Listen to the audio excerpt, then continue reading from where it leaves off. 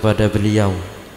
Hadirin yang dimuliakan Allah, acara selanjutnya Al-Mau'izatul Hasanah yang akan disampaikan oleh Al-Mukarram Kiai Haji Azizi Hasbullah dari Blitar, pengurus besar Nahdlatul Ulama Kota Blitar, Jawa Timur, dan berkenan kepada beliau untuk menutup acara ini dengan pembacaan doa. Kepadanya waktu kami haturkan. Allahumma sholli ala Muhammad.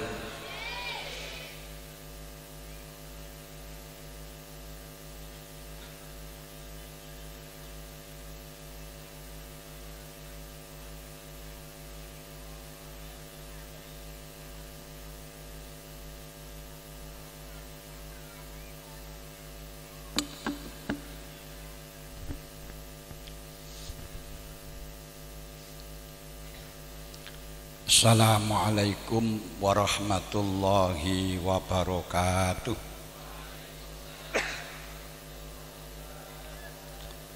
Assalamualaikum warahmatullahi wabarakatuh.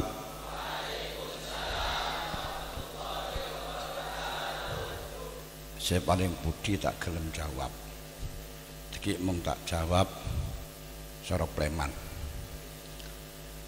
Assalamualaikum warahmatullahi wabarakatuh.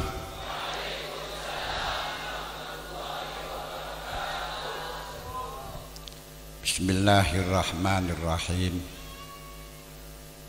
Alhamdulillahi azza min qail wa huwa astaqul qailin. A'udzu billahi minasyaitonir rajim. Syahidallahu annahu la ilaha illahu wal malaikatu wa ulul ilmi qaiman bil qisd la ilaha illahu wal azizul hakim. Wa qala afaman syaraha sadrahu lil islam fa huwa ala nurim bir rabbih.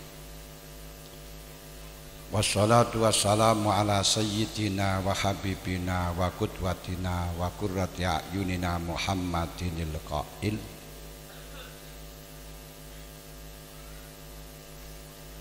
Thalabul ilmi faridatun ala kulli muslimin wa muslimatin wa ala alihi wa ashabihi ajma'in wala akibatu lil muttaqin wala udwana illa ala zalimin wala haula wala quwwata illa billahil aliyyil azim. Amma ba'd.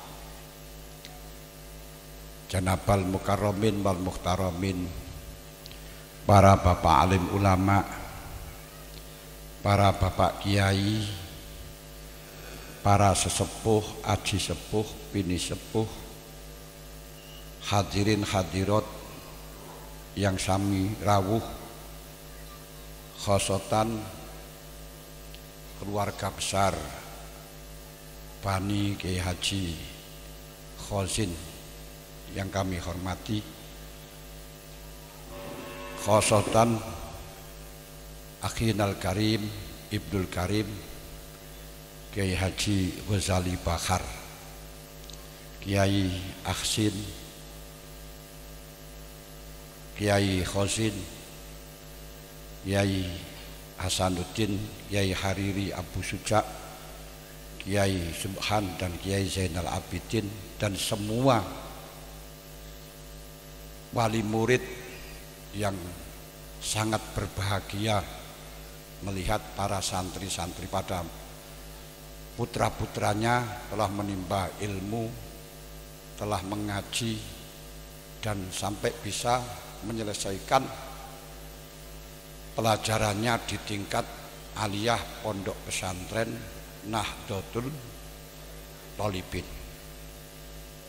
Dan juga kepada para santri-santri yang sekarang ini telah menamatkan pelajaran di pondok pesantren Nahdlatul Thalibin, yang tentunya tamat pondok pesantren Nahdlatul Thalibin bukan berarti selesai berjuang, malah justru yang dihadapi lebih rumit, lebih sulit, lebih banyak tantangan dan rintangan. Kalau kemarin hanya belajar secara teoristik, belajar secara mekanisme, belajar secara taklim, namun dituntut nanti akan bisa disampaikan dengan secara praktek, yang tentunya untuk praktek implementasi sangat berbeda dengan teori. Hadirin hadirat yang kami hormati, alhamdulillah, syukur kepada Allah atas nikmat taufik serta hidayah yang telah diberikan kepada kita semuanya, sehingga kula sareng panjenengan bekta nekah bisa kumpul di majelis yang penuh dengan berkah, majelis yang penuh dengan kemanfaatan. Mudah-mudahan pertemuan kita dalam rangka haflah akhir sanah dan haul Haji Khazin yang ke-42 ini betul-betul bisa bermanfaat, membawa barokah maslahah kepada kita semuanya, sehingga kula sareng panjenengan pada akhirat nanti akan dikumpulkan dengan para beliau, akan bisa sowan dengan para beliau. Amin Allahumma amin. Salawat serta salam terlimpahkan kepada baginda Nabi besar Muhammad sallallahu alaihi wasallam yang telah memberi hidayah, yang telah memberi petunjuk, yang mengarahkan kita dan mengajarkan kita dari jalan yang tidak tahu halal haram, jalan kegelapan menuju terang benderang, yakni agama Islam. Agama yang sanggup menyelamatkan kula lan panjenengan sedaya di dunia sampai di akhirat.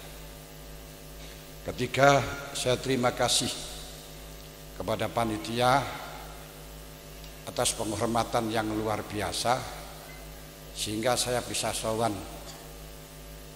pada keluarga Romo Kiai Haji Khazin dan keluarga Mbak Yai Toha, Ibu Nyai Salimah, yang notabene semuanya adalah guru-guru kami, yang semuanya adalah guru saya, termasuk Yai Aksin ini guru saya, Yai Khazin ini guru saya, karena beliau adalah putra dari guru saya, beliau adalah cucu dari guru saya, Mbah Yai Marzuki Dahlan. Kita guru mengagungkan min ta'zimil ilmi ta'zimul ustad, wa min ta'zimil ustad ta'zimu ahli. Harus hormat terhadap keluarga. Itu sebagian daripada bentuk kita berbuat baik kepada masyayikh adalah silatul arham, silatul arwah kepada keluarga guru kita.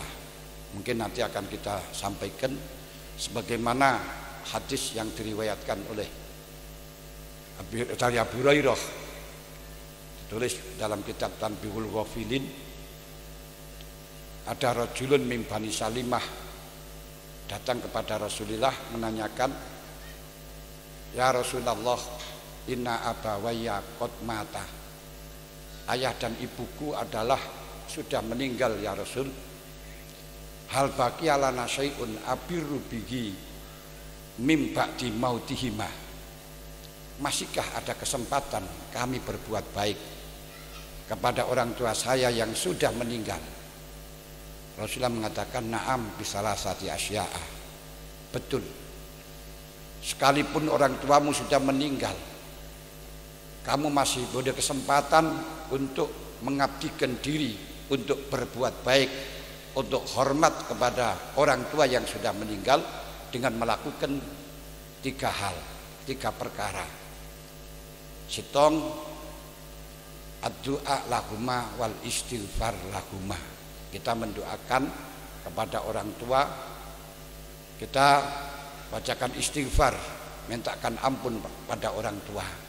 Sebagaimana pada acara siang hari ini ada acara haflah haul kepada para masyayikh, sehingga kita bisa mendoakan kepada beliau bersama-sama. Kedua, wa infazlu ahdihima, meneruskan cita-cita orang tua, meneruskan program orang tua, termasuk guru kita Mbah Yai Khazin bercita-cita untuk menyebarkan ilmu, menyebarkan ajaran ahli sunnah wal jamaah melalui pesantren Nahdlatul Thalibin ini. Kalau Anda ingin berbuat baik kepada beliau, maka teruskan cita-cita beliau ini, rawatlah pesantren ini. Ini bagian daripada birrun terhadap masyayikh kita. Nomor 3, nomor 3, wa ikramu asdiqaihima wa silaturahim allati la tusallu ila bihima. Kita selalu menghormati, menghargai, memuliakan orang-orang yang telah menjadi teman akrabnya orang tua kita, dan orang-orang yang menjadi sambung rohimnya dengan orang tua kita. Walaupun beliau niku misalnya naudzubillah min dzalik sudah keluar dari ajaran Islam, naudzubillah. Makanya ketika Rasulullah mendengar orang-orang telah memaki-maki kepada putra Abu Jahal yang namanya Ikramah, lalu Rasul mengatakan, mangan aza korobati fakot azani, waman azani fakot azallah, waman azallah fa'zanu biharbin minallah. Siapa yang menyakiti keluargaku berarti menyakiti aku. Siapa yang menyakiti aku berarti menyakiti Allah. Menyakiti kepada Allah berarti siap untuk nantang perang dengan Allah. Na'udzubillah min dzalik. Akan tetapi dalam hal ini kita harus bisa ngerti antara takzim dengan pendapat, antara takzim dengan mengikuti jejak dan langkah. Bukan berarti kalau kita takzim pendapatnya harus mengikuti kepada beliau. Seperti halnya Imam Syafi'i radhiyallahu anhu. Beliau ketika sowan pada Imam Malik masih jarak 1 kilo, beliau sudah turun dari kendaraannya. Ketika Imam Malik mengajarkan kepada Imam Syafi'i, beliau tertidur. Imam Syafi'i tidak berani mengganggu, tidak berani berkata keras, santak, dan juga tidak berani membuka kitab yang dengan keras, khawatir mengganggu kepada gurunya. Tapi di dalam masalah pendapat tidak harus sama, dan ketidaksamaan pendapat no problem, tidak akan pernah dampak apapun yang akan berdampak kalau perbedaan pendapatan. Itu jelas akan berdampak. Tapi kalau pendapat tidak masalah. Katakan saja di dalam masalah wuzu, kalau Imam Malik menyaratkan harus dalku, sok kosok. Tapi emang wuzu harus sok kosok. Imam Syafi'i tidak usah. Imam Malik menyaratkan harus mualah, Imam Syafi'i tidak harus mualah. Ini di dalam masalah pendapat kita tidak harus sama, tapi menghormati tetap. Sekarang banyak orang-orang yang salah di dalam menafsirkan karena menghormati dzurriyyahnya Rasul, lalu pendapatnya pun harus diikuti walaupun pendapatnya sebenarnya hanya urusan pendapatan, bukan pendapat yang semestinya. Allahumma shalli ala Muhammad. Saya katakan urusan pendapatan, kenapa? Ahok dalam masalah sedikit saja hanya mengatakan jangan tertipu dengan ulama yang menggunakan fatwa surat Maidah ayat 51. Sudah demo berjilid-jilid, dijebloskan penjara, padahal dia orang non Islam.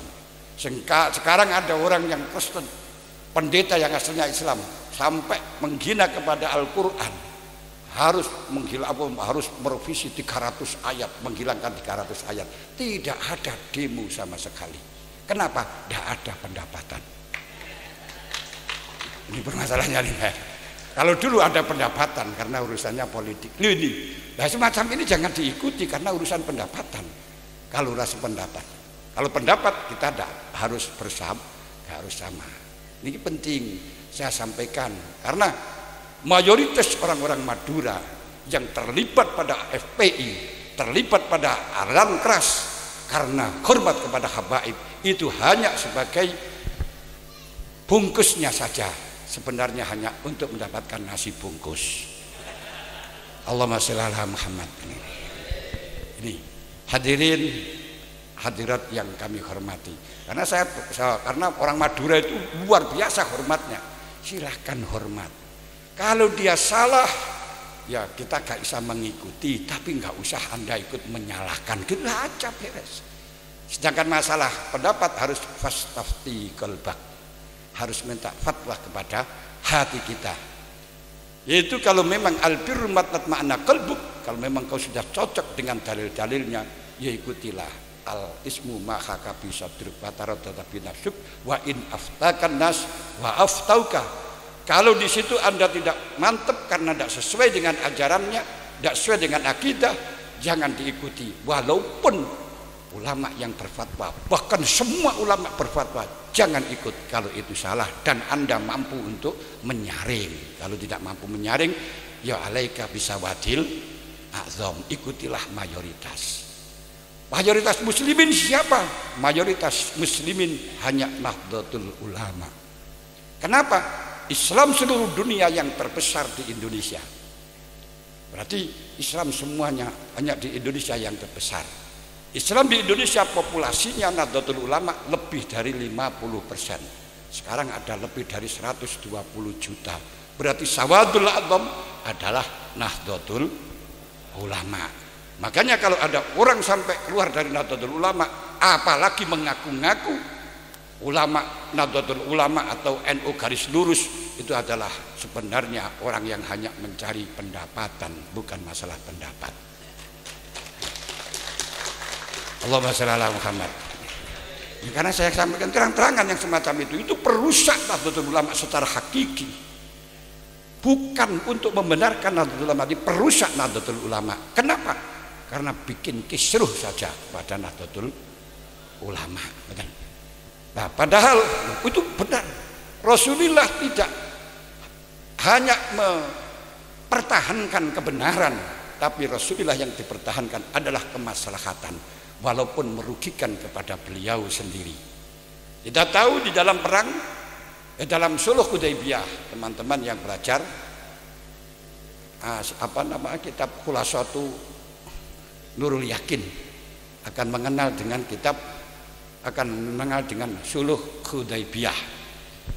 Di dalam Sulh Hudaybiyah pada waktu bulan Dzulqa'dah, Rasulullah akan umroh. Dihadang oleh orang-orang kafir, tidak boleh masuk ke Mekah. Akhirnya lobby. Kalau di sana itu mufawadoh itu bahasanya berunding. Kalau sekarang sudah dimodifikasi namanya lobby. Setelahnya di lobby akhirnya bisa diambil keputusan boleh Rasulullah masuk di Mekah, tapi tidak boleh lebih dari 3 hari. Satu. Kedua, tidak boleh membawa pedang yang terhunus.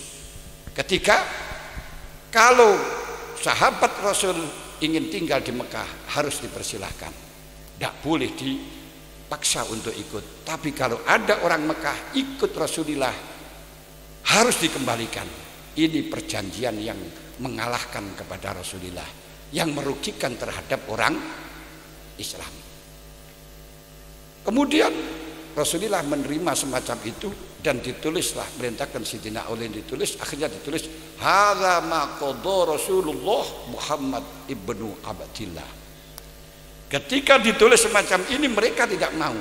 Kalau saya percaya Muhammad itu adalah utusan Allah, tidak akan saya halangi masuk ke Mekah. Tapi karena saya tidak percaya, maka tulisan perjanjian itu adalah salah.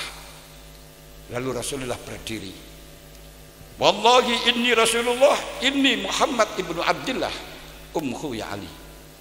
Demi Allah, saya Rasulullah, saya adalah Muhammad ibnu Abdillah. Hapuslah Ali Rasulullah, nama Rasulullah hapuskan. Sayyidina Ali mengatakan, wallahi la anku abadah annaka Rasulullah. Demi Allah, saya tidak akan menghapus lama-lamanya karena engkau Rasulullah. Lalu Sayyidina Ali Rasulullah berdiri akan menghilangkan, akan menghapus, tapi karena Rasulullah rajulun ummiyun la yaktubu wa la yaqra'u, akhirnya tidak mampu. Lalu Sayyidina Ali menghilangkan nama Rasulullah, sehingga yang tertera hadza ma qadahu Muhammad ibnu Abdillah.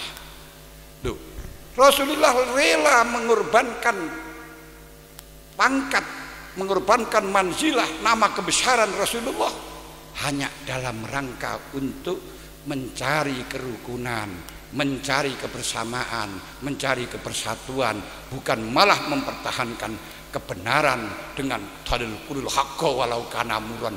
Saya lihat dalam Bidayah, orang yang mengatakan haqqa walau kana murran itu adalah maghrurun biqauli syaitan. Dia nggak paham maksudnya qulil haqqa walau kana murran. Kalau kamu salah, katakan kamu salah, jangan takut. Itu qulil haqqa walau kana murran. Jangan kalau ada orang salah dikatakan, itu namanya taubah. Bedakan. Itu namanya apa itu takyir, mempermalukan orang. Man ayyara akhahu bidzanbin lam yamut hatta yudhniba bimisli. Orang yang melecehkan, orang yang mencemarkan temannya dengan dosa tidak akan pernah mati sebelum melakukan dosa yang sesama dia. Nauzubillah min zalik. Loh, ini penting. Ini kok hadis sahih. Allahumma shalli ala Muhammad. Ini mukadimah tok sih. Hadirin hadirat ingkang kawula hormati. Saya mohon maaf dengan ribuan kemaafan kalau apa yang saya sampaikan nanti enggak sesuai, enggak cocok. Karena motif saya di sini bukan mau'izah, bukan ngaji. Mau'izah sangat berat.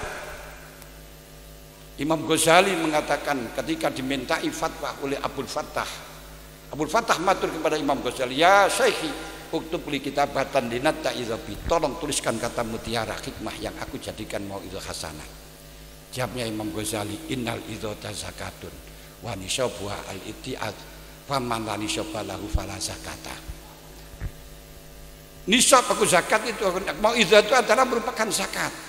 Zakat itu kalau memang sudah mempunyai satu nisab, kalau tidak mempunyai satu nisab, tidak usah kamu zakat karena tidak berkewajiban untuk zakat. Faman la nisabalah fala zakatalah. Nah, saya belum ada satu nisab di dalam masalah niku. Nisabnya al-ittiyad, melakukan apa yang ia mau idhahkan. Lek cari ini sampean ten Jurumiyah lagi fa innaka izmata tima anta amiru wihitul fiman iyahu ta'muru atiyah. Kalau kau melakukan sesuatu yang kau perintahkan kepada orang lain, maka dengan sendirinya orang lain akan merintahkan, sebagaimana yang diceritakan oleh Yahin Al-Karim Yai Ghazali tadi tentang Bayai Khazin. Merintahkan sedikit saja akan keluar, akan aku ikut, akan manut. Kenapa? Karena memang kalamnya keluar dari hati, bukan dari lesan. Nah, kalam itu kalau keluar dari hati, kata Jurumiyah, al-kalam wa lafdul muraqabul mufidu bil wad'i. Kalam itu akan mufid dengan hanya diletakkan saja. Bahkan bagaimana kalau mau itu ditulis di jidor gitu saja. Akan mufid kalau memang muraqab bainal qauli wal fi'li, bainal lisan wal qalbi. Kalau tidak muraqab, maka wa innaka la tanha an khuluqin wa ta'tiya mislahu ahrun alaika idza fa'alta azimu. Itu pelakab tidak usah terjemahnya ya. Asal pangaji dari santri dan ini kakulan mesti wa innaku la tanha an khuluqin wa ta'tiya mislahu nyaut. Tapi kalau di selain santri tahu ning ini apa gitu ya. Allahumma shalli ala Muhammad. Saya di sini bukan untuk memberi mau'izah, tapi idkhalus surur kepada Akhinal Karim, senior saya Kiai Ghazali Bakar, yang mungkin meminta saya untuk hadir di tempat ini sudah sampai 3 kali ini, tapi belum tercapai. Alhamdulillah, disinilah kami ditakdirkan oleh Allah. Karena kalau tidak ditakdirkan, siapapun yang manggil gak pernah bisa. Dan kalau ditakdirkan, walaupun tidak dipanggil juga akan datang. Saya sering pergi entah ke Jakarta atau mampir kepada teman, langsung disuruh ngaji. Loh, saya nggak diundang disuruh ngaji kan? Oh, inilah yang ditakdirkan. Makanya la yastamu isnani wala yaftariqani ila biqadain wa qadar. Walaupun tamat langsung dapat santri istimewa, itu memang sudah takdir, sudah takdirnya.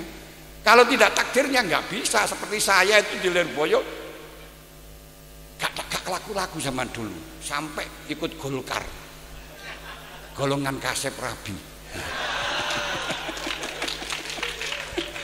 Itu kan gak laku-laku.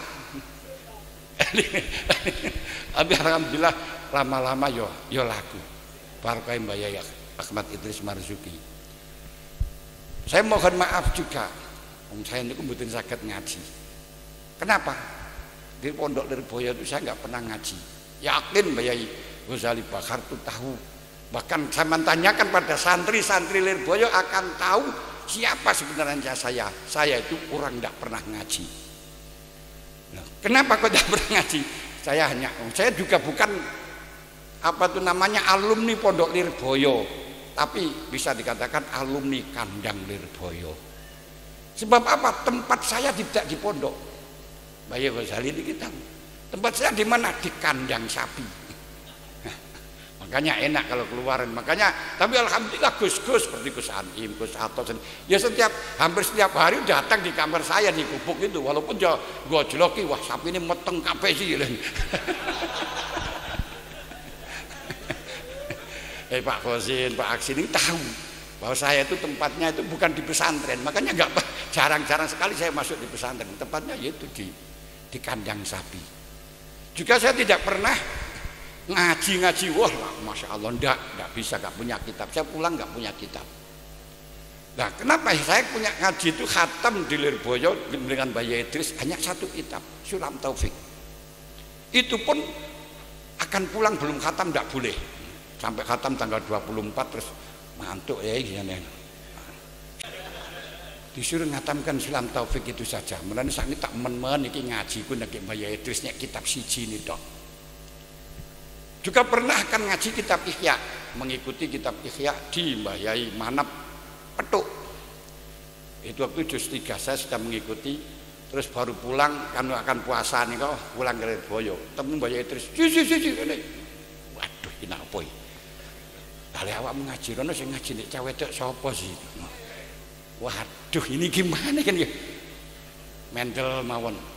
Yes, ngaji nek kene ae yo. Akhirnya saya ngaji di Pondok Putri, gak jadi ngaji Ihya. Ya, alhamdulillah saya nggak pernah ngaji kitab Ihya, tapi sekarang ya ada beberapa tempat yang saya ngajinya ya kitab Ihya. Ya, alhamdulillah gini. Loh gitu kok ya dijoli karo Mbak Yai, saya dulu nggak boleh ngaji Ihya, sekarang ya saya suruh harus mengaji kitab Ihya. Ada yang juz 1, ada yang sudah sampai juz 3, ada yang sampai juz 4. Alhamdulillah bisa ikutin rutinan Ihya. Lu dari mana? Barokah Mbak Yai Lirboyo. Hanya barokahnya khidmah. Loh, saya di sana pekerjaannya apa?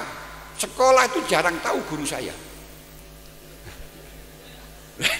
Sekolah itu jarang tahu guru saya siapa yang mengajarkan tadi, siapa yang datang nggak tahu. Kenapa? Datang langsung tidur.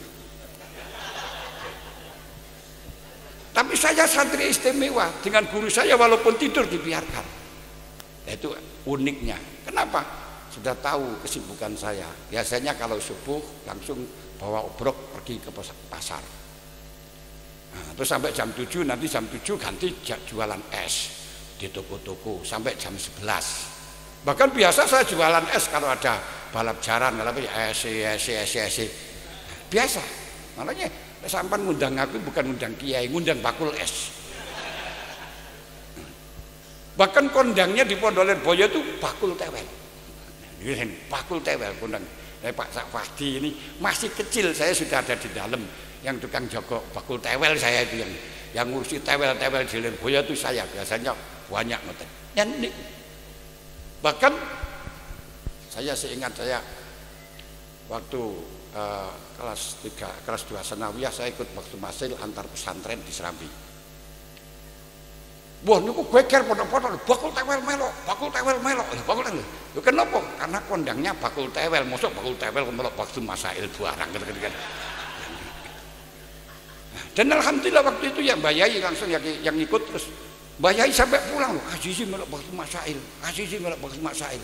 Di situlah Mbak Yai saking bungai nggak karuan, tapi ya saya tetap ya bakul tewel sampai tamat. Tapi tidak saya ceritakan sampai panjang, tapi yang jelas pekerjaan saya di pondok semacam itu. Karena itu kalau nanti setelah jam 11 musyawarah. Tapi alhamdulillah walaupun saya bakul tewel, saya mulai MI itu sampai kelas aliyah yo jadi rais am, nggak pernah tidak. Ya entah gimana ya sudah semacam itu ya musyawarah nanti sampai jam 1 ngajar di Pondok Putri. Saya kelas 6 MI, saya kelas 1 sanawiyah sudah ngajar di Pondok Putri. Makanya sambil pondok, sambil ngajar, sambil belanja. Dan alhamdulillah setelahnya itu waktu namanya setelahnya belonjo nanti sore jam 4 udah lagi. Jenenge warung niku entek apa sing entek. Saya cari lagi di pasar. Pulang maghrib, setelah maghrib kadang nggak mandi karena nggak cukup, ya langsung pergi ke sekolah. Ini kadang-kadang teman-teman ambumu sih, begitu macam itu. Tapi barokahnya Mbak Yai, masya Allah, luar biasa. Ini barokahnya. Saya bisa datang di sini tidak ada lain, hanya barokah. Setelahnya dari Pondok Lirboyo, saya belum pulang dari Lirboyo sampai saya pada waktu tahun 95 masuk dalam LBM PCNU. 99 masuk dalam LBM wilayah sampai 99 sampai 2019. Terus 2015 saya sudah masuk dalam LBM PBNU. Terus pada 22 sampai 27 ini saya masuk dalam Rois Suriah PBNU. Saya nggak ngipi, nggak mikir-mikir lewong bakul tewel kaya terus dadekno Rois Suriah Nahdlatul Ulama PB itu kok endi ya kan. Hanya barokahnya Mbak Yai. Barokahnya ngaji nggak bisa, ora tau ngaji kok lho niki. Makanya banyak anak-anak mahasiswa ini, saya nggak pernah sekolah. Maka jangan khawatir kalau tadi nggak usah menjadi pegawai negeri. Saya sekolah itu hanya MI saja, MI yang formal itu sarungan. Nilainya saya itu tidak ada yang lebih dari 6 waktu MI, karena guru saya itu ya paling pegel. Saya kalau sekolah ya jarang masuk, kadang-kadang sekolah datang ya sudah hampir pulang datang langsung assalamualaikum, masuk dari Pak Guru ya pegel gitu. Ketika nerangkan saya juga mengengkel. Saya masih ingat kelas 4 ibtidah, guru saya itu saya debat menerangkan masalah hujan. Hujan itu dari awan, awan itu dari uap, uap itu dari uap itu dari lautan kesinaran matahari menguap menjadi awan, terus akhirnya menjadi hujan. Itu pelajaran IPA saya kelas 4 MI. Saya juga muskil, Pak, gak rasional itu Pak. Loh kenapa? Gak masuk akal itu. Coba Pak, kalau musim kemarau matahari itu aktif, tidak pernah absen Pak, tapi gak pernah ada hujan. Kalau musim hujan matahari jangan aktif Pak, sering absen, tapi kok hujan terus. Nah itu bagaimana rasanya Pak? Loh itu digilir bagaimana kalau musim kemarau seluruh dunia ya kemarau Pak. Loh ini akhirnya guru saya itu mau wangkel dengan saya. Mulane nilai ini nggak pernah apik ya ngoten. Nah, terus akhirnya alhamdulillah ketolongan masuk di Lirboyo. Saya pergi ke Lirboyo bukan untuk ngaji. Pertama kali hanya karena ingin belajar pencak silat. Iya, datang ke Lirboyo itu dorongannya kenapa saya kok harus pergi ke Lirboyo? Minta Pondok Lirboyo. Hanya yang saya kenal bukan Mbah Yai Idris, bukan Mbah Yai Makrus, tapi yang saya kenal Gus Maksumnya. Nah, ini kan dorongan saya semacam ini. Maka gak apa-apa anak-anak yang mondok di sini tujuannya apa saja silahkan. Tolabtul ilma lalillah, fa'abal ilmu illa lillah. Saya mencari ilmu gak krono Gusti Allah. Akhir kata Imam Ghazali, tapi setelahnya ngaji, ilmu yang melarang tidak karena Allah. Lho ngeten iki mulane kita kasih hadiah kita enggak masalah. Walaupun lomba untuk hadiah gak masalah. Nanti kalau sudah ngerti pihak sendiri kan tidak seperti itu. Dan setelahnya tamat, ya alhamdulillah masih ngeten iki terus baru saya pulang. Nah, sampai tidak hanya ilmu saja diberikan kiai, pulang langsung dikasih istri. Ponakane Bu Nyai digawakno. Enak to kan ini. Alhamdulillah. Niki khodim, mulane kali ning Rohimah. Niki saya juga paham betul karena beliau ning saya gitu loh. Saya juga biasa udah lutu di dalam dan ngusungi tewel, ngusungi blonceng. Beliau ning saya. Ini termasuk guru-guru saya itu kerja, makanya dengan Durian Puyo semuanya saya paham karena saya di dalam gitu lah nih. Mungkin dengan Nyai Ghazali itu kalau masalah rahasia dalam lebih paham saya. Karena saya semenjak kecil sudah ikut kiai, belum bisa untuk ikut kiai ya sudah, kalau namanya dimarahi didukani sego jangan. Tapi alhamdulillah barokahin di Senen ini loh, nampak sekali. Inilah pentingnya manut, pentingnya khidmah sebagaimana yang disarankan oleh Kiai Ghazali Bakar tadi. Hadirin hadirat yang kami hormati, sebelum kita berbicara masalah urusan pesantren, bulan niku setelahnya masuk di dalam jajaran Rais Surya PBN, terus orang-orang yang kuliah ini, wah kuliah sarana gunane, ini Pak Aziz ora sekolah sudah di PBNU kok, ngono. Kowe sing kuliah dari DRS paling ranting tok. Itu bukan kebanggaan, itu urusan dunia. Dadi pengurus NU urusan dunia, duwe pesantren ya urusan dunia, dadi guru ya urusan dunia. Artinya gimana urusan dunia, lek wis mati ya ora enek NU, ya ora enek dadi pengurus, ya ora iso dadi guru, ya ora iso apa. Sedangkan urusan di akhirat hanya anwarul qulub wa asraruha wa ikhlasuha. Hanya itu yang tembus di akhir, nah, yang tembus di akhirat. Hadirin hadirat yang kami hormati. Nah ini mulane saya terasa mungkin Ghazali Bakar manggil saya ini untuk mengajak teman-teman meningkatkan khidmah.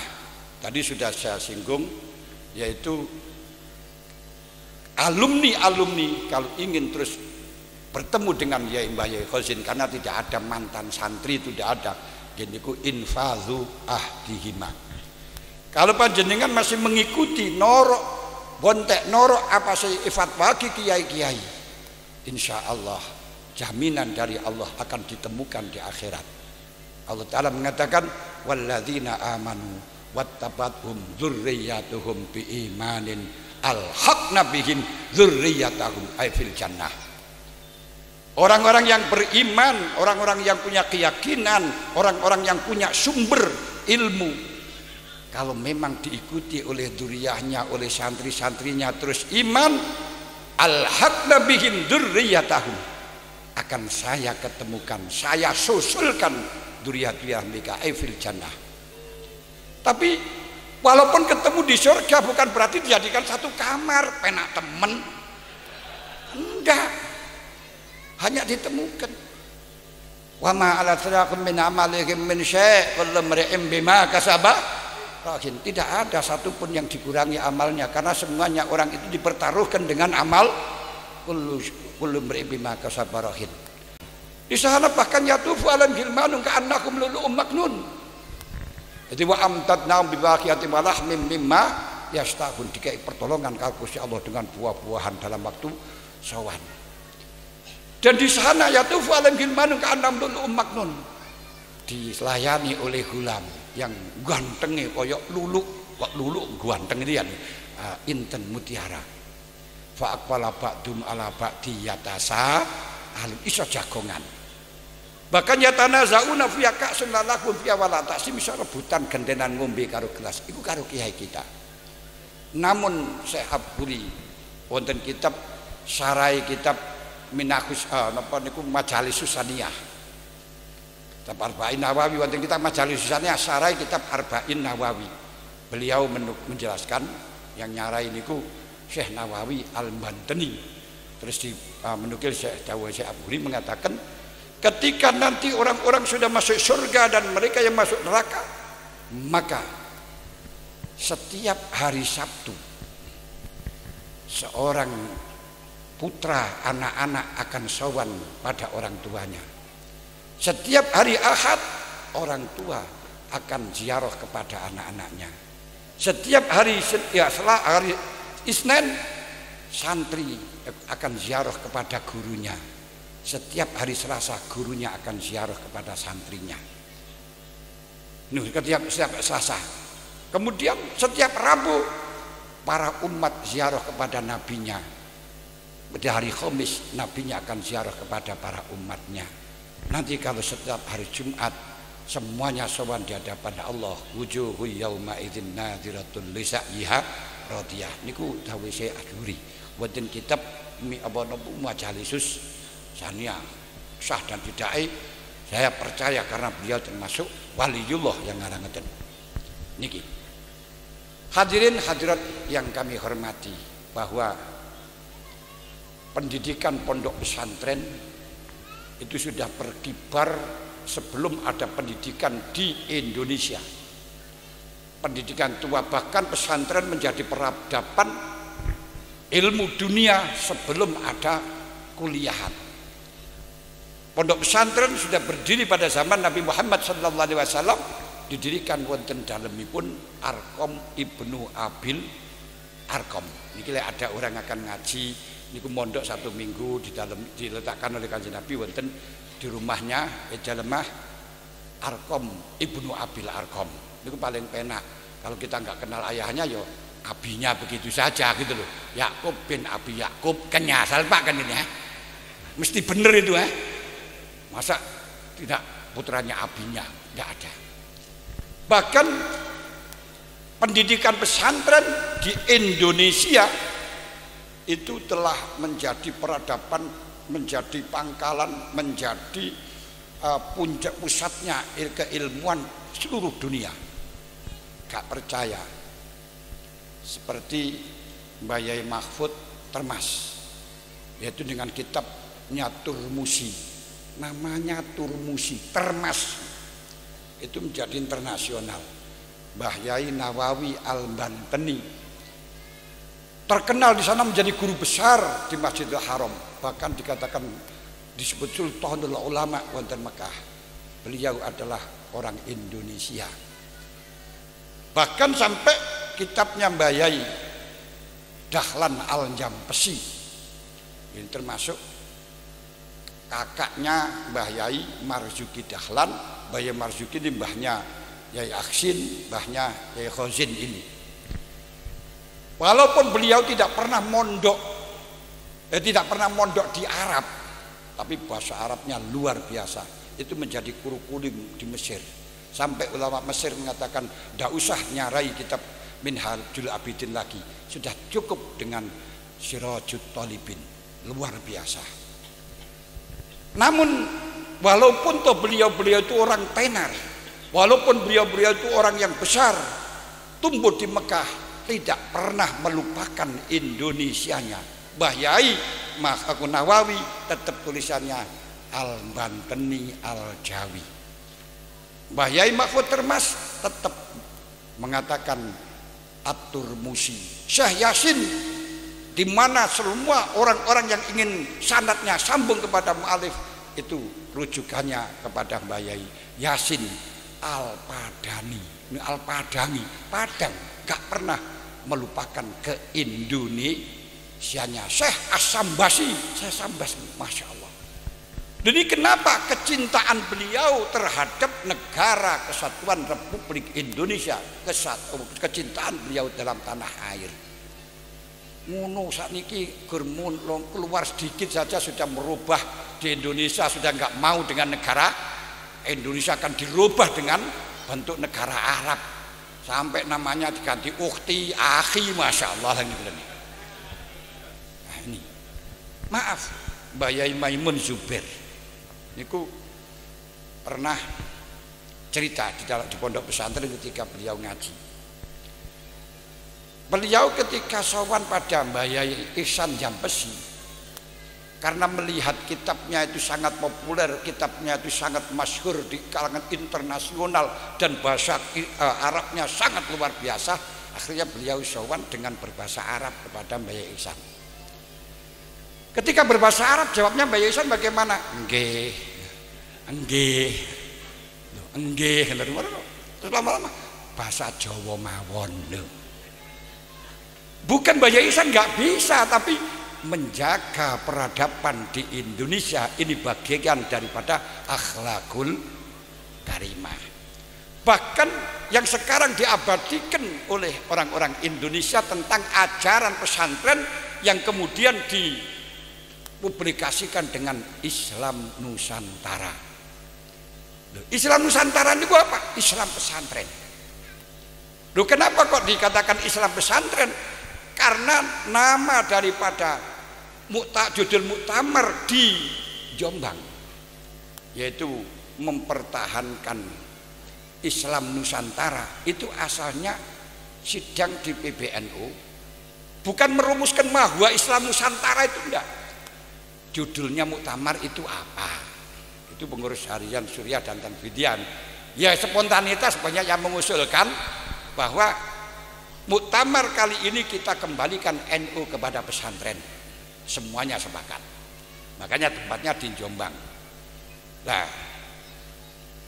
di mana agendanya adalah kita mengabadikan pendidikan ala pesantren. Nah, ini contohnya ya seperti makna gandul. Alhamdulillah tabih sekabana puji nekah lillahi kagungan Allah ini. Niki diabadikan nulis miring. Semuanya sepakat. Setelahnya sepakat, bunyinya apa gitu loh. Masa mengabadikan pesantren ya kurang keren. Mengabadikan Islam Nusantara. Nah, ianya itu sejarahnya semacam itu. Artinya apa? Kita mengabadikan tradisi-tradisi di Islam Nusantara, jangan sampai hilang budaya-budaya di Nusantara digerus dengan ajaran-ajaran dari luar transnasional. Di antaranya gini ku, tulisan miring. Sampai cari seluruh dunia, nggak pernah ada jenenge tulisan miring sakliyane di Indonesia. Belajar kok tulisan miring, sudahlah sampai lihat di kitab manapun internasional nggak ada. Ini loh luar biasa di Indonesia ini, menjadi percontohan internasional dan nggak pernah goyah sampai sekarang. Termasuk di antara nih, ya kalau di dalam masalah pelajaran apa itu namanya tulisan, pakai tulisan makna niku. Kalau sekarang kan banyak orang yang belajar tapi sudah nggak ngerti mubtada khobar dan banyak terjemahan, dan akhirnya dengan menulis saja nggak bisa. Makanya sampai bisa melihat tulisan-tulisan yang tidak salih ahlussunnah jamaah, tidak dari NU, walaupun toh mengatakan minal aidin wal faizin, itu tulisannya bagaimana sampai akan tahu sendiri. Oh, itu menunjukkan memang pentingnya pelajaran di pesantren seperti tulisan miring itu, mengenal mubtada, mengenal khobar, cara menulis itu hanya di Indonesia. Makanya mengharapkan alfiyah rapal, pemana juman wah kan rapal. Itu. Ini diantaranya. Termasuk ajaran Islam Nusantara sampai beritahu juga hari raya. Setiap hari raya kita saling minta maaf, bersalam-salaman, berziarah, sampai yang jauh-jauh anak-anaknya pulang. Itu di Indonesia saja. Gak percaya sampai lihat ketika waktu hari raya yang namanya mudik niku ya gur di Indonesia. Gak ada Arab macet karena mudik, gak ada. Mesir macet karena mudik, gak ada. Turki macet karena mudik, gak ada. Di Indonesia macet, kenapa? Mudik semuanya. Niki ajaran Islam Nusantara, wong Islam sing di Nusantara, sampai lihat gak ada. Ini perlu diabadikan. Makanya namanya saja apa? Gini ku hari raya Kupat. Orang Madura topak, leroh niku topak. karena sudah hilang nama asli dari artinya. Namanya kupat itu ngaku lepat. Mengketopak, nah apa artinya? Lah ngaku lepat, semuanya waktu itu ngaku lepat. Pejabat ngaku lepat, orang tua ngaku lepat, anak kecil ngaku lepat, santri ngaku lepat, kiai ngaku lepat. Sepurane salahku yo, senengane. Masya Allah, semacam ini. Orang yang ngaku lepat senajan lepat, orang ngaku salah senajan salah, lebih baik daripada orang yang merasa benar walaupun benar. Maksiatun aurasadullan wastisgharan khairun minat taati aurasad izan wastikbaran. Orang yang ahli maksiat saja kalau merasa salah itu lebih baik dibandingkan orang yang ahli taat tapi merasa benar. Karenanya di dalam hadis Bukhari juga dijelaskan, ditulis oleh Imam Ghazali wonten kitab Ihya di dalam bab kibir, yaitu sahabat Anas menceritakan kepada Rasulullah tentang orang yang ahli ibadah, ahli puasa, ahli tahajud, Qur'annya fasih. Ketika waktu Rasulullah di dalam halaqah, lalu Rasulullah ditanya oleh Sayyidina Anas, "Panjenengan kenal ya Rasul?" Enggak kenal. Tidak lama kemudian orang tersebut datang. Sahabat Anas mengatakan, "Hadzal ladzi dzakarnaka ya Rasul." Inilah orang yang saya tuturkan kepada engkau. Dia adalah orang yang ahli baca Quran, Qur'annya fasih, banyak yang hafal. Dia termasuk orang yang ahli tahajud, puasa terus ya Rasul. Begitu Rasulullah tahu, terus Yasir mendekat. Ra'aitu fi jabinihi syi'sa syaitan. Saya melihat di keningnya yang hitam itu adalah stempelnya setan. Masya Allah. Sama lihat di kitab Ihya juz 3, bukan juz 4, juz 3. Ini syi'sa syaitan. Kalau di Khabus Syadatul Mutakin juz 8. Itu adalah stempelnya setan. Terus ditanya oleh Rasul, hal taktur bibalika annaka khairun minan nas. Apakah di dalam hatimu ada perasaan kau lebih baik daripada orang-orang banyak? Naam ya Rasul, ya ikut diuyui setan. Loh ini, makanya orang yang merasa rendah, orang yang merasa salah, walaupun salah lebih baik daripada orang yang merasa benar walaupun benar. Makanya ditradisikan di Indonesia dengan Islam Nusantara pakai kupat hari raya, ngaku lepat. Kalau tidak ada semacam itu, yakin tidak mungkin akan ziarah meminta maaf. Malah justru kalau kita mendayoh, metamoh, gula sowan dia pertama mengbode salah gula, minta maaf dek panjenengan ki, mesti curigai, beda apa ya? Mesti curigai. Tapi ketika waktu Hasan sobung si curigai kapin, ini harus diabadikan. Makanya kalau tidak mau Islam Nusantara, jangan ikut hari raya di Indonesia. Kalau hari raya tutup saja, karena itu Islam Islam Nusantara. Apalagi yang namanya khaflah iktitam yang semacam ini, masa akhir tahun kok bulan Sa'ban, itu tidak ada. Itu yang ada di Islam. Loh ini itu yang dimaksud dengan Islam Nusantara. Maka kocain orang saya tak paham mengenai Islam Nusantara, sudah bid'ah, sesat. Orang tak ngerti, orang tak ngerti. Allahumma sholli ala Muhammad. Hadirin hadirat yang kami hormati, keistimewaan pendidikan pesantren ini ada keunggulan 3 hal daripada pendidikan di selain pesantren. Pertama, di pesantren ada taklim. Taklim yaitu adalah pendidikan pengajaran yang ini sama dengan yang lain, tapi di pesantren ada 2 sistem. Ada sistem klasikal, ada sistem liberal. Yang klasikal ya sudah di kelas kalau tidak masuk ya ditakzir, kalau sampai tidak hafal ya disuruh berdiri, itu namanya klasikal dan pelajarannya urut.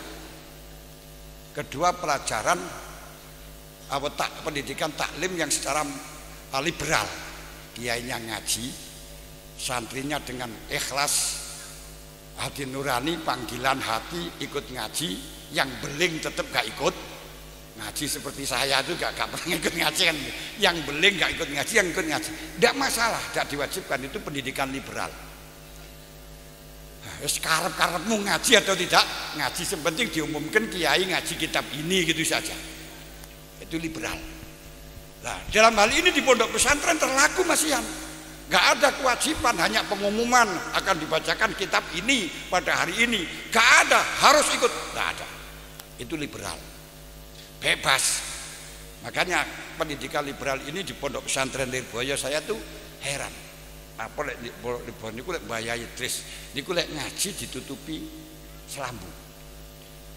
Niku ternyata mulai zaman Mbah Manap dulu ngoten ngaji ditutupi selambu. Itulah ngaji liberal. Beliau ngaji kitab tidak memandang ada yang mendengarkan atau tidak ada yang mendengarkan. Pokok waktunya ngaji ya baca kitab. Ada yang ikut silakan, nggak ikut ya silakan. Itulah pendidikan liberal. Ini yang ada di pesantren. Dan ketika nanti tidak terima dengan kiai, pendapatnya kiai, dibuka dengan dialog bebas, dikai ajang Bahlul Masail. Ayo gak percaya, kalau kamu gak terima silakan sampai dalil-dalilmu, sampai otot-ototan. Ini yang ada di pesantren. Coba sampean sekolah di universitas, dosenmu kau salahkan, gak lulus kamu. Iya gak lulus. Saya saja sekolah semacam itu kok. Saya sering debati guru saya, akhirnya nilainya itu paling besar 6. Oh tiba ingin beda di pesantren. Ini yang ada di dalam pesantren taklim sama dengan yang lain, tapi ada perbedaan. Kedua, di pondok pesantren ini tidak hanya taklim, ada tarbiyah. Tarbiyah itu apa? Al-irsyad ilal akhlaqil karimah, memberi petunjuk kepada akhlakul karimah untuk membentuk karakter santri. Ini tidak bisa dengan ngaji, tidak bisa dengan cara taklim, tapi harus praktek.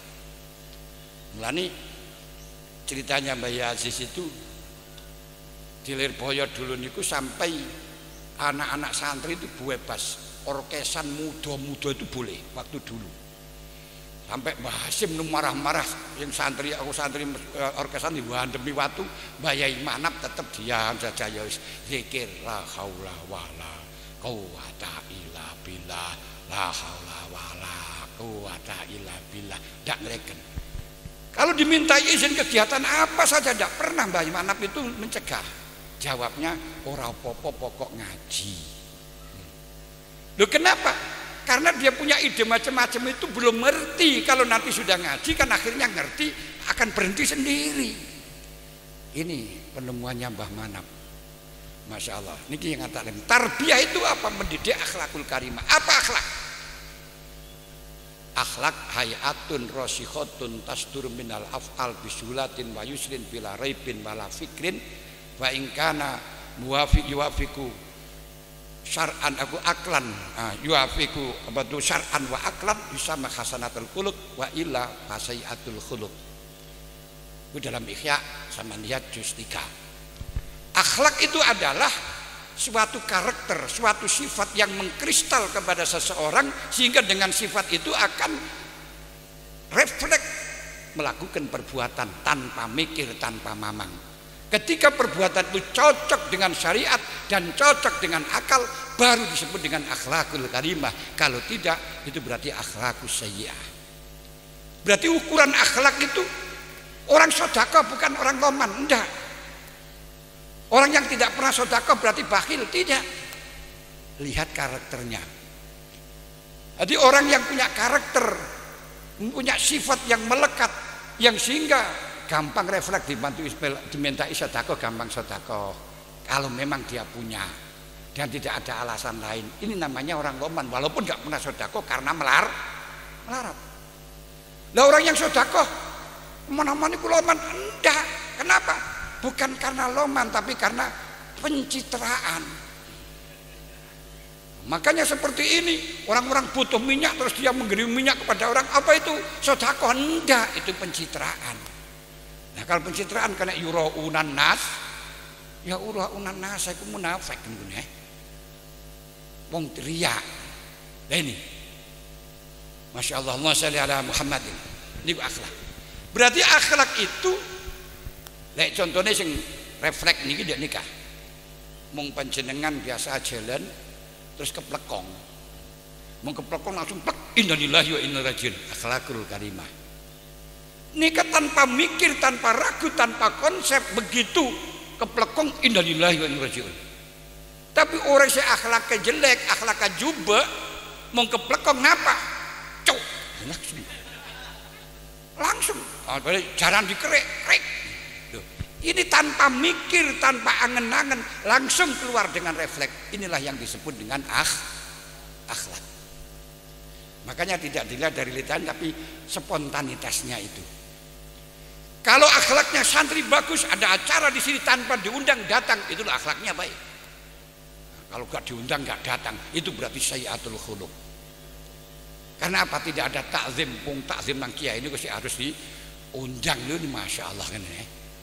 Ini akhlak. Nah, pendidikan akhlak ini yang ada di pesantren. Apa? Gini ku, satu, dididik malam harus bangun, dibiasakan jamaah, sehingga dengan adanya jamaah, dengan adanya sholatul lail, dengan adanya istighosah, dengan adanya kegiatan-kegiatan suruh lalaran, suruh baca Fatihah dan lain sebagainya, ini adalah tarbiyah yang sehingga bisa mengkristal. Karena taklim dengan akhlak itu sebenarnya kuat mana? Karakter dengan akhlak itu kuat mana? Ini ulama masih beda pendapat. Nah, beda pendapat. Ada yang mengatakan bahwa karakter itu lebih kuat daripada pendidikan, daripada taklim. Kenapa? Karena berdasarkan berdasarkan wa musalladzi rabbau jibrilu kafir, wa musalladzi rabbau fir'aunu mursal. Nabi Musa yang di situ dididik oleh Fir'aun yang semestinya ditarik untuk menjadi Fir'aun kedua, ittaqadali ibnan, dijadikan anak, tapi malah justru menjadi utusan. Wa Musa alladzi rabbahu Jibrilu kafir, Musa Samiri yang dididik oleh malaikat Jibril karena anak zina yang dibuang di atas gunung. Mestinya harus jadi orang baik, tapi malah justru menjadi kafir. Kenapa? Karakternya beda. Akhlaknya beda. Nabi Musa keturunannya orang syai, orang bagus, sedangkan Musa Samiri orang zina. Gak sama. Yes. Kemudian kalau dilihat, satu person mengatakan menang pendidikan. Kenapa kok menang pendidikan? Karena melihat ayat, melihat dabunya Allah, dabunya Rasulullah, kullu mauludin yuladu ala fitrah fa abawahu yudhawidanihi wa yunashiranihi wa yumajjisanihi. Mau nikah berarti orang-orang ini lahir dalam keadaan fitrah, bisa dicetak menjadi Yahudi, Nasrani, Majusi, terserah pendidik. Terserah pendidikan. Mung kelihatan ini pendidikan lebih menang. Makanya pernah Ronggo Warsito ini berdebat dengan raja, mana di antara pendidikan dengan karakter lebih menang. Kata raja tetap pendidikan. Akhirnya mencoba mendidik ketang. Ketangku ketek. Ketek. Lah ketang ini didik sampai bisa sepedaan. Yang biasa ambil jenengan noneng, bisa abu-tabuan, bisa nyetir motor, bisa memberi hidangan, beri orang beri tamu langsung ngalah hidangan sampai lagi tamu. Iso dengan dididik. Wah, katanya raja, betul pendidikan bisa mengalahkan karakter. Dua, didik koceng. Koceng itu dididik, dilatih juga seperti itu, sama dengan ketang. Sampai kalau ada raja, kalau ada tamu langsung tanpa dikomando bawa rampatan. Karena dengan tarbiyah itu menjadi akhlak. Katanya raja, oh betul pendidikan bisa merubah akhlaknya seseorang, bisa merubah karakter seseorang. Kata Ronggo Warsito, dulu semuanya harus ada latihan. Nah, ada ujian, maka ada imtihan terlebih dahulu. Lalu Ronggo Warsito sowan raja, ngebe tikus bareng patoh kenek krekil. Sowan dek raja bawa tikus bede kucing bawa rampatan plek. Kurang semeter tikus lepas lagi plek. Apa terjadinya? Semua rampatan dibuang, tinggal ngejar tikus. Pendidikan bertahun-tahun habis karena tikus. Nah, terus ketika ketang membawa rapatan kurang 2 meter, langsung lemparin patoh. Apa yang terjadi? Semua rampatan dibuang, tinggal menangkap batoh. Kenapa? Karakternya kucing membodoh tikus mesti nyareh, karakternya ketang lempar mesti nangkap. Loh, kalah. Akhirnya ulama masih bingung, ini menang mana antara pendidikan dengan karakter. Insya Allah kalau masih di atas 50%, ini masih bisa dibangun. Tapi kalau sudah di bawah 50%, ya sulit untuk dibangun. Makanya mau beda santreh, monduk abid, ternyata di bungkum malah jadi bajingan, malah jadi orang rosak. Jok salaki pesantren, nah mungkin keturunannya Musa Samiri. Dan ini kan nih, Musa Samiri didik malaikat Jibril pakun tak bisa. Dan ini, jadi jok salaki pesantren, ternyata mondok kan dia pakun goblok. Dan macam keturunannya Musa Samiri, iya ajarin bagaimanapun ya sulit. Wong datang di pondok ya tukang ngecok. Nah, di pondok yang ngecokan, preman yang panggang ngecokan. Ini bukan karena salahnya pesantren. Tapi jangan sampai anak yang semacam itu terus diusir. Kalau Lirboyo waktu dulu Mbak Yai Maksum Jawari, orang yang semacam itu gak boleh diusir. Makanya saya juga saya teruskan semacam itu. Ya terus terang kemarin itu ya santri di tempat saya itu juga ada yang mencuri ten desa nih. Waduh, hanya satu sebenarnya, terus ngajak santri yang ada di dalam, makanya anak 3 mencuri. Ya walaupun harus pondok harus ngijoli.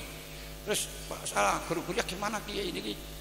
Apa dikeluarkan? Enggak? Jangan dikeluarkan. Karena kalau dikeluarkan ini nanti di rumah malah justru bergabung dengan geng-geng, jadinya apa? Kamu berdosa. Pancen pondok tempatnya bengkel, tempatnya dandani. Orang yang semacam itu kita dekati dengan komunikasi di bawah sadar, pakai al arwah jundun mujannadah. Kita dekati dalam alamul arwah, sebagaimana yang dilakukan oleh Mbak Yai Khazin. Allahumma sholli ala Muhammad. Yang ketiga, jadi untuk akhlak semacam itu, akhlak itu yaitu mengamalkan ilmu, diajak jamaah mengamalkan ilmu. Ketika ilmu yang diamalkan, yang diajarkan diamalkan, al ilmu al amaliyu yurisu al ilmu al amaliyu yurisu al ilma laduni al amala. Ilmu sing amali kalau dilakukan, ilmu yang amali ini mengakibatkan untuk diamalkan. Sama belajar tentang syaratnya, rukunnya sholat, tahajud, fadilahnya duha dan sebagainya, ini untuk diamalkan. Wal amaliyu yurisu ilma laduni. Kalau sudah diamalkan akan mengakibatkan ilmu laduni. Lah ilmu laduni ini yurisul kasfa, akan terjadi kasf. Kasf akan menjadi makrifat. Nuteng riki. Allahumma sholli ala Muhammad. Nah ini harus amal, karena tidak mungkin orang itu akan bisa mendapatkan hidayah tanpa dengan amaliyah, tapi hidayah yang khusus. Gini yang dawuhnya Allah, walladzina jahadu fina lanahdiyannahum subulana. Ketiga, keistimewaan pesantren. Keistimewaan pesantren yang ketiga yaitu di pesantren itu ada istilah uswatun hasanah, mentauladani yang baik kepada gurunya, kepada kiainya, luar biasa. Makanya dalam meladani ini tidak hanya amal sehari-hari, sampai pekerjaan, sampai pakaiannya, cara berpakaian itu tirok-tirok, meniru. Makanya di Lirboyo itu sering ada anak-anak yang pakaiannya kopiahnya itu dibleskan niku. Kenapa? Karena ikut mentauladani pada Yai Marzuki Dahlan. Nah, kalau semacam itu sudah sampan bisa melihat. Maaf, bukan saya membandingkan. Sampan lihat dimanapun pertemuan, kiai-kiai pun pertemuan antara alumni Ploso dengan alumni Lirboyo bisa dilihat. Nah, alumni Ploso dengan alumni Lirboyo bisa dilihat. Dilihat apa? Kopiahnya, kocahnya. Kalau alumni Lirboyo niku bundu-bundu. Seperti apa itu nama teman-teman sini bundu di sini masih Lirboyoan. Kalau Ploso lincip-lincip. Loh, apakah ini pernah diajarkan di pesantren? Tidak. Apakah ada anjuran? Tidak. Tapi karena kiainya ten poso niku kopiahnya lincip, semuanya pakai kopiah lincip, ikut kiainya. Inilah yang dimaksud dengan tauladanan kiai. Nah, kalau Lirboyo karena kiainya itu kopiahnya ndak lincip, semuanya juga enggak. Ini satu hal yang sangat remeh gitu saja. Luar biasa, ini keistimewaan dari pesantren. Lalu yang paling pokok lagi keistimewaannya adalah pesantren itu tempat yang bersih. Orang mondok, orang ngaji ini programnya adalah yang dicanangkan adalah hidayah, bukan taklim, bukan ilmu. Ilmu lahir, karena ilmu lahir semuanya itu hanya urusan dunia, tapi yang ditargetkan adalah hidayah. Hidayah ini adalah nur, cahaya.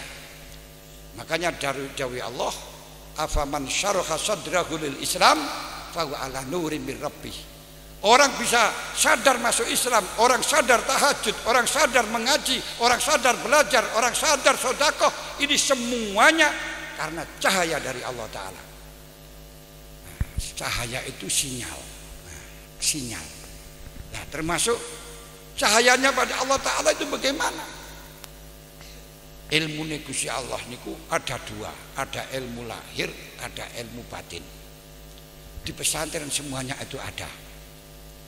Caranya mengaji juga beda. Ilmu lahir itu apa? Ibarat gelombang, kolam. Ilmu lahir itu ilmu yang ditransfer dari luar. Mung panjenengan gadhuin gelombang supaya pada isinah transfer aing dari sungai. Ini namanya ilmu lahir. Ilmu lahir berarti panjenengan supaya iso ngaji, ini belajar ngapalagi alfiyah, belajar ngapalagi belajar Jarum Maknun, Jurumiyah, itu ilmu lahir. Kalau ilmu batin benih nikah, yang tarbiyah tadi itu ilmu batin. Nah, ilmu batin itu enggak belum ya, senap bukan dari atas, tari dari bawah. Caranya bagaimana? Di atas itu tutup. Buang kotoran-kotoran. Sen nyumpetin sumber kotoran-kotoran, egali terus itu kali-kali sampai ke dalam, sampai masuk di sumber. Kalau sudah keluar dari sumber, pasti airnya bening, tidak ada namanya sumber itu air kotor. Kalau dari luar ini masih melihat siapa yang memasuki dan siap dari mana jalannya. Disinilah perlunya kita mengkaji pesantren, melihat dari sanadnya, kiainya dari mana, ngajinya dari mana. Kalau tidak, khawatir nanti dari luar ini masuk akhirnya menjadi keruh. Kalau sudah keruh, tidak bisa membedakan antara cukok bareng kata. Makanya sekarang banyak orang yang ngaji, ngalim hafal Quran, tapi tidak bisa membedakan antara kata dengan cukok. Sing bid'ah cepon sunnah, si sunnah cepon bid'ah. Kenapa? Keruh. Nah, apa yang mengakibatkan keruh? Wah, ini banyak ide buyin, ide isa bedelemak. Tapi kita tak iso nyebut lagi bunyakan kurang leman. Wes. Nah, para kiai-kiainya di pesantren ini enggak sama dengan kiai yang dari luar. Kalau dari luar itu bisa mentransfer. Ini ilmunya dari dalam. Karena dari dalam makanya menghilangkan kotoran, tawaduan dan sebagainya, akhirnya mengalir air yang kemudian orang akan menimba air di situ. Makanya mendirikan pesantren yang semistim salaf seperti Lirboyo, seperti pondok pesantren di Nikah Beladu ini nggak bisa dengan pondok-pondok yang lain. Pondok-pondok yang lain tidak perlu ngaji, tidak perlu ngalim, pokok punya uang, cedek dengan pemerintah, membuat sekolah, kemudian bikin pondok, bisa semacam itu. Itu dari luar. Tapi kalau yang sistem semacam ini tidak bisa, yang sistem liberal semacam ini nggak bisa. Itu harus dari dalam. Nah, dari dalam menghilangkan kotoran-kotoran, akhlak-akhlak mazmumah sampai tembus pada sumber. Kalau sudah sampai pada sumber, sumber tidak akan bisa dikotori dengan apapun. Ketika sumber masuk, aku keluar, maka apabila ada kotoran-kotoran masuk, bukan sumbernya menjadi keruh, tapi malah justru kotoran akan menjadi bersih. Makanya kiai-kiai zaman dulu walaupun toh bersama bajingan, bersama orang jago petik, bersama dengan penjahat, tidak akan mungkin bisa terpengaruh, akan tetapi mereka bertobat sebagaimana yang telah disebutkan tadi. Bayi Khazin tidak usah merintahkan mereka untuk bertobat, tapi karena termasuk airnya air yang bersih, begitu beliau menyentuh dengan Bayi Khazin, langsung hatinya akan tobat karena masuk di dalam alamul arwah. Ini kiai-kiai zaman dulu. Nah, kalau konsepnya semacam ini bagaimana? Konsepnya walladzina jahadu fina lanahdiyannahum subulana, mujahadah. Nah, ini butuh cahaya. Cahayanya Allah bagaimana? Cahaya itu kalau di dalam Allah dikatakan Allahu nurus samawati wal ard. Aduh, 4:30 bulan ini. Masal nuri kamiskatin fil misbah al misbahu bi zujajah azujajah tu kana kaukabun duriyun yuqadu min sajaratin barakatin zaitunatin la syarqiyyati wala gharbiyah yakadu zaituha wala yakadu zaituha yudi walau lam tamsus nar nurun ala nur wallahu yahdi nur wa yahdi nurhu la may yasha. Wis saya baca lama-lama waktu ini kentek. Nurnya Allah Ta'ala dicontohkan di sana. Allahu nurus samawati masalah nuri kamiskatin fil misbah, cahayanya Allah seperti hanya pelita dalam lampu dalam kaca bisa bersinar walau lantas benar walaupun tidak ada apinya, seperti listrik ini bisa bersinar walaupun tidak ada apinya. Ka'annahu yuqadu min sajaratin zaitunatin la syarqiyyati wala gharbiyah. Ini bagaimana caranya? Siji, harus di ruang kosong, tidak ada syughul dengan apapun. Kalau syughul dengan macam-macam keinginan apapun, gak akan bisa bersinar. Zaman baca sholawat ingin sugih, maka tidak akan tahu Allah Ta'ala. Tahu ini ya pas sallallahu alaihi Muhammad sugih. Wah, gak bisa. Sampan poso setiap bagaimana biar jaduk, gak akan bisa wusul kepada Allah. Ya nanti ya ketika poso ya jaduk isinya yang semacam itu. Harus ruang kosong. Kedua, harus sambung. Nah, sambungnya ini kemana? Sambungnya itu langsung kepada Allah, pada yang punya sinyal setrumnya. Karena setrum itu semuanya ada. Setrum itu semuanya ada. Tetap tinggal listrikmu bisa sambung enggak? Kalau tidak bisa sambung, langsung sambung kepada kiai, sambung kepada masyayikh. Ini syaratnya semacam itu. Itu panjang nanti di dalam masalah syaratnya harus bisa sambung, itu harus isim mutamakin. Mutamakin itu adalah meletakkan diri kita kepada Allah atau kepada guru. Nah, ini. Setelahnya itu harus tidak ada lubang sedikit pun. Ketika ada lubang sedikit pun, ada celahnya, ada bolongannya, mati. Nah, ini. Nah, berarti cahaya itu seperti gelombang. Gelombang selalu ada, tinggal kita bisa menerima atau tidak. Caranya untuk menerima diantaranya tempatnya sinyal ini harus tempat yang bersih, yang bisa gampang nyaut. Makanya maaf, Rasulullah dalam Mi'raj dipanggil karena Allah Ta'ala di Arsy, bukan Allah tempatnya di Arsy. Enggak. Kenapa? Karena sinyalnya besar. Di sana ada Baitul Ma'mur yang selalu dicas dengan malaikat setiap hari, tidak kurang 70.000 orang malaikat. Makanya, dan tidak pernah digunakan maksiat. Makanya tidak dipanggil di surga. Di surga pernah dijadikan maksiat, walaupun mimpa bi hasanatil abrar min sayatil muqarrabin, tapi tetap maksiat. Nah, harus di sana. Makanya orang Mekah, orang akan ziarah, akan membersihkan dosa haji harus di Mekah, tidak boleh di Genggong, tidak boleh di Probolinggo, tidak ada. Kenapa? Sinyalnya meredup. Kalau di sana sinyalnya bagus. Kenapa sinyalnya bagus? Yaitu karena dicas terus oleh orang tawaf satu hari tidak kurang dari 5.000, wa riwayatin 6.000, kalau kurang ditambahi malaikat oleh Allah Ta'ala.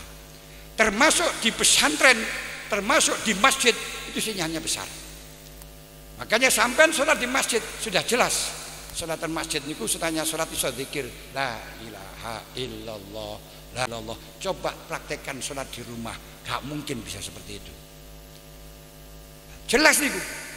Di masjid sinyalnya besar, di pesantren sinyalnya besar. Kenapa? Karena selalu dijadikan dicas terus dengan istighosah, dengan zikir, dengan tahlil.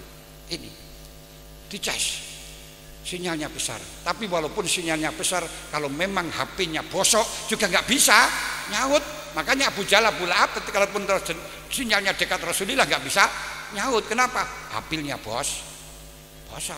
Nah, ini harus HP-nya diperbaiki. Nah, bagaimana caranya memperbaiki HP? Ya masukkan di dalam bengkel yang itu lampu bengkelnya yang betul-betul bengkel yang bisa menyambungkan. Para hadirin hadirat ingkang kawula hormati, sebenarnya kalau saya suruh berbicara semacam ini belum sampai pada puncak yang saya ingin sampaikan, tapi karena waktunya sudah 4:30 ini kalau saya teruskan saya berdosa, karena mungkin ada yang belum sholat asar, yang akhirnya asarim aku sampai maghrib, yang sehingga nanti dimintai pertanggungjawaban saya kepada Allah. Kenapa kamu kok lama-lama, akhirnya orang-orang tidak sholat. Nah, makanya sampean kalau khutbah jangan lama-lama, akan bikin dosa. Loh, kenapa kok bikin dosa? Disebabkan orang-orang itu kentut barang enggak wudu. Karena apa? Karena khutbahnya terlalu panjang. Di samping itu khutbah niku sudah tidak efisien untuk memberi mauidhah. Kenapa? Setan sudah siap ketika ada khutbah pasti tidur. Maka sampean lihat setiap sholat khutbah itu semuanya tidur. Kiai ini ya itu kok. Enggak, betul, kiai ini aja tidur. Itu tidak sekarang saja zaman Kanjeng Nabi. Makanya ada hukum di mana wudu walaupun toh tidur tidak membatalkan kalau duduk. Ini permasalahannya karena ketika Rasulullah itu masuk khutbah, sahabat pada tidur. Nah, ini. Nah, terus kita melakukan sesuatu yang mengakibatkan orang lain berdosa, itu juga akan berdosa.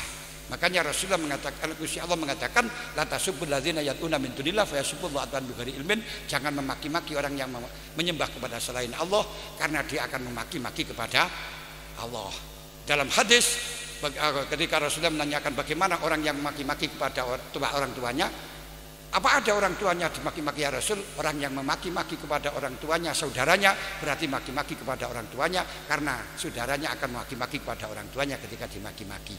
Makanya dari itu Rasulullah di dalam masalah sholat, ketika waktu siang tidak diperbolehkan untuk dikeraskan, makruh, tapi kalau malam dikeraskan. Kenapa? Karena waktu malam semuanya orang kafir tidur, tidak akan mendengarkan. Tapi kalau siang orang-orang kafir mendengarkan, sehingga kalau mendengarkan Quran misuh-misuh, ini akan menjadi dosa. Karena itu tidak usah keras-keras toa sampai sini azan, akhirnya orang-orang misuh.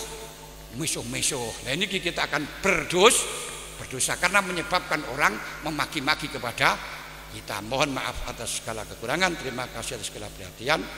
Al-Fatihah. Bismillahirrahmanirrahim. Alhamdulillahirabbil alamin. Ar-Rahmanir-Rahim. Maliki yaumiddin. Iyyaka na'budu wa iyyaka nasta'in. Ihdinas siratal mustaqim. Siratal ladzina an'amta 'alaihim ghairil maghdubi 'alaihim waladdallin. Khasatan hadratin bayi khasin wa dzurriyyatihi wa ali baitihi wa aulihi wa usri wa furu'ihi wa man tasabu ilaihi wa jami talamidihi khasatan man haduru fi hadzal majlis. Al-Fatihah. A'udzubillahi minasyaitonir rajim. Bismillahirrahmanirrahim. Alhamdulillahirabbil alamin. Ar-Rahmanir-Rahim. Maliki yaumiddin. Iyyaka na'budu wa iyyaka nasta'in. Ihdinas siratal mustaqim. Siratal ladzina an'amta 'alaihim ghairil maghdubi 'alaihim waladdallin. Amin. Kita berdoa, sampean sing amin. Insyaallah kita ketika bertemu dengan banyak orang ini ada salah satu waliullah sehingga doanya diterima oleh Allah. Bismillahirrahmanirrahim. Alhamdulillahirabbil alamin. Hamdan yuafi ni'amahu wa yukafi masitahu. Ya Rabbana lakal hamdu kama yanbaghi li jalali wajhikal karim wa azimi sultanik. Allahumma shalli wa sallim sholatan tunjina biha min jamil ahwali wal afat. Sholatan tu'allimuna ilman nafi'ah mubarakah fid dini wa dunya wal akhirah. Sholatan takshifu bihal khujub. Sholatan tazulu khujuba anna ya Allah birahmatika ya arhamar rahimin. Allahumma ya Allah inna nastaudiuka ma alam tanah fakhfadhu wa la tansana wardudhu ilaina inda hajatina. Allahumma inna nastaudiuka ma 'allamtana faqfat waratan sana wardudu ilaina inda hajatina. Allahumma inna nastaudiuka ma 'allamtana faqfat waratan sana wardudu ilaina inda hajatina. Rabbana la tuzigh qulubana ba'da idh hadaitana wa hab lana min ladunka rahmah wa hayyi lana innaka antal wahhab. Rabbana atina fid dunya hasanah wa fil akhirati hasanah wa qina azabannar wa adkhilnal jannata ma'al abrar ya aziz ya ghaffar ya rabbal alamin. Ya Allah sallallahu alaihi wasallam Muhammadin wa alihi wasallam alhamdulillah rabbil alamin. Rabbi bangfa'na bi barakatihim wa tinal husna bi hurmatihim wa amitna fi tariqatihim wa mu'afatin minal fitani.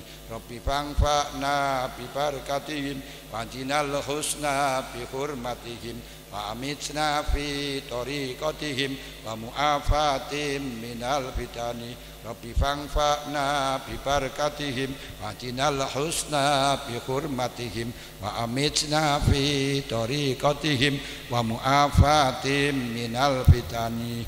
Santen tuya klapa cekap semanten piatur kawula gedhok lindri ala gedhok tela sing dodol teko Madura. Kula ngriki golek kanca menawi lepat nyuwun ngapura. Mohon maaf atas segala kekurangan. Terima kasih atas segala perhatian. Wallahul muwaffiq ila thoriq. Wassalamualaikum warahmatullahi wabarakatuh. Sallu ala Nabi Muhammad. Terima kasih.